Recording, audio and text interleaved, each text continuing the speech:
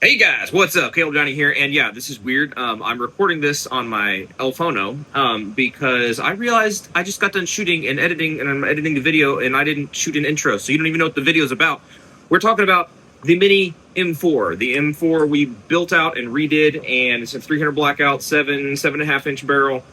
Cool stuff we got on it and everything, and I'm finally putting it on paper. Long story short, we're going to see how this guy groups at 25 yards, and then I'm going to end up backing up to 67 yards, just because that's the range that we have, to put it on paper and see how this guy actually performs. We finally have it shooting, we have it cycling, doing all the wonderful things it needs to do. Can this put a bullet where I want the bullet to go? Cycling is cool, but if you can't hit anything, it's not worth anything. So let's see it, let's get into it, let's see what happens.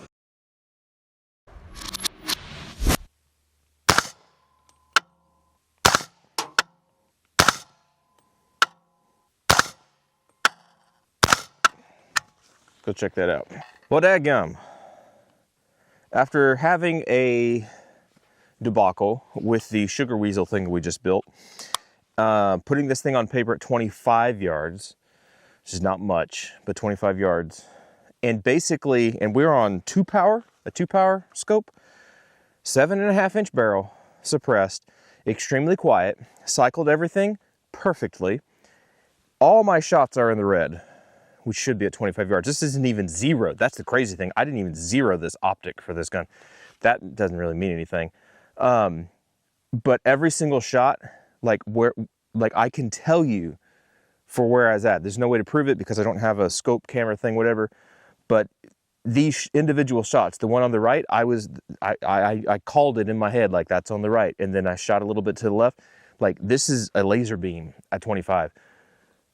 This is like a breath of fresh air after that debacle with the sugar weasel thing. So this is encouraging enough for me. I'm gonna step this back. There's nobody here right now, so I can do what I wanna do. So I'm gonna step back, I think to about 100.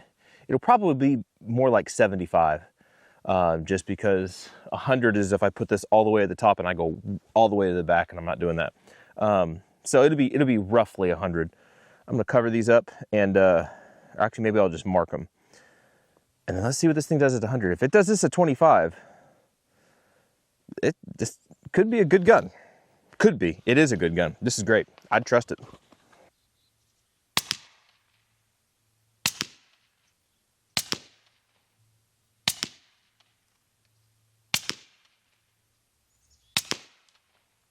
Well, I'll be something. Here we go. Hopefully we're in camera.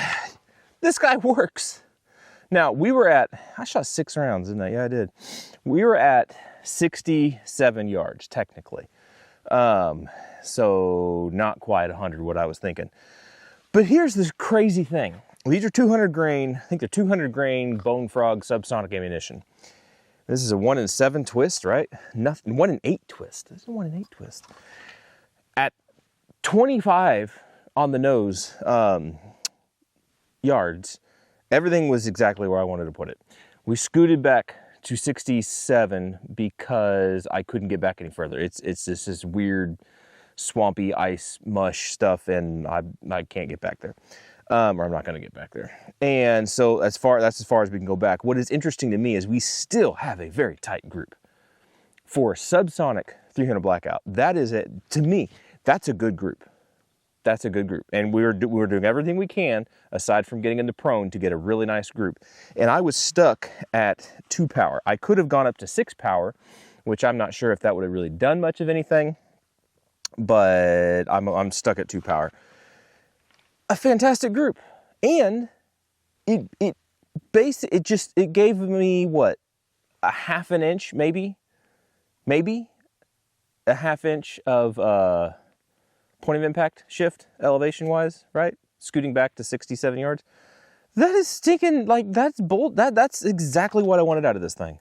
So at close range, I will never shoot at anything that I'm aware of that I could even potentially think of in the realm of reality at 50 yards with this thing. I'm not gonna shoot at anything at 50 yards. If this thing did sit in by my bedside, which now it's cycling and it's really quiet and it basically does exactly what I want it to do. If I put a red dot on this thing instead of this scope, this is just for accuracy testing,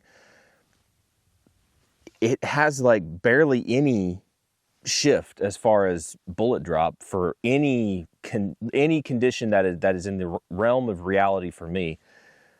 Like this is a good setup. I'm extremely happy with this. And I don't even know why I'm even talking about all this way. I'm not trying to sell you a product, and I'm not trying to review something you can go get. I'm saying sometimes, and this is what I'm learning right now, sometimes you can piece together something out of interesting pieces and parts, get some good stuff that you like. The bolt carrier group is freaking awesome, I think. I think it's doing a fantastic job. There's nothing really special about the barrel. There's really nothing even special about these receivers. They're mil-spec receivers. Charging handle's cool. Break arms charging handle. It's a shorty little stock, which is complete. Like, this should make this not shoot accurately because I'm all squished up on it. This is not made to be accurate necessarily, to be a tack driver. But it's being that way for me. But it's showing me that you could cobble something together. AR-15s are this cool. You can cobble something together. And then I have another build that maybe it will shoot this well. I have no idea. In essence, it's like 85% Q parts, right? So it's in essence, it's a sugar weasel. Long story short on that one, it's not working right now because I blew the freaking adjustment screw out of the gas block. It really ticks me off right now. But even in that gun, all the stuff put into it, and it was very easy just to make it not work, even though it has a bunch of high-end stuff in it. This does not have a ton of high-end stuff in it. It cycles. It's beating the crap out of these targets where I want it to beat the crap out of it, and it is quiet. So nice. Anyway, just an encouragement to you guys. Get out there and build stuff. You don't have to buy the Gucci stuff. This did take some fiddling around with buffer weights and springs and just opening up the gas port and stuff. It did take some work, but to me it was worth it because now it cycles. It's very accurate for me, and I could absolutely, with confidence, put this by my bedside and say, yep, if something happens, I'm grabbing this gun because I know it's going to cycle and I know it's going to put bullets where I want bullets to go. Yeah, doesn't have to have a name brand on it to have like your stamp of approval. Sometimes you can build it out as long as you work through the processes and make sure you vet your product, make sure that it actually works, right? Or not product, vet your, well, it is your product because you're making it. Anyway, that's interesting. I think it's pretty cool. This guy's stupid quiet. Love the suppressor, love the whole thing. It's just, it's rock solid. So this would be a wrap on the, at least for now, on the Mini M4 and 300 Blackout. I mean, it's just got all the looksies for me. I like it not having any kind of retractable moving stock thing. It is what it is. I think it makes it a little bit more bomb-proof. It's just a solid, fun gun. So anyway, guys, what have you thought about this process all along so far? I know some of you guys have put in some good comments and stuff about different stuff along the way to help smooth it out. I think we've got it. I think it's set now. And I think it's working, and obviously it's putting bullet holes where it needs to put bullet holes, all right? Y'all be good to be safe. I appreciate you guys coming along for the ride. Appreciate you guys watching, and hopefully we'll catch you next time. See ya.